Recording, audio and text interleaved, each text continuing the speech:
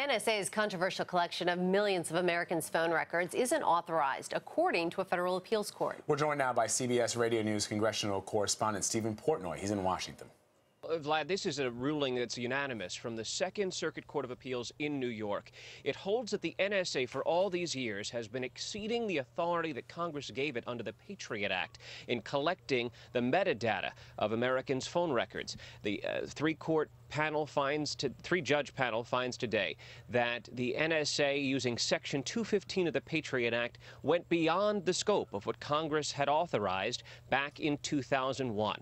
That 2001 law, which has been reauthorized several times since, allows for the government to go after what's called tangible things in the course of pursuing an investigation. But the court holds that nothing that the NSA has done in collecting telephone metadata meets that description. Now, the court did not say that the NSA must stop collecting metadata, but I'll tell you, in about a month, less than a month really, the NSA's authority under Section 215 will expire. The question here in Congress at the Capitol is what to do next. And what happens with those records, Steve, going forward?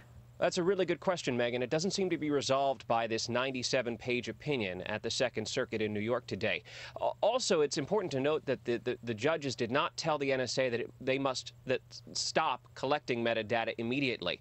The judges kicked it back to a lower court and basically sent the message to Congress, being very cognizant of the debate that's going on here this month, that Congress should think of something to resolve this question. Importantly, the three-judge panel did not resolve the constitutionality of the NSA's collection of telephone records, although it did basically dismiss the government's long-standing argument that collecting the data, just the records, is not an intrusion into Americans' privacy. The court holds that in collecting metadata, the government can learn a whole lot about a person, about his political or religious affiliations, or even, for example, whether he has a suicidal tendency based on the phone numbers he's dialing.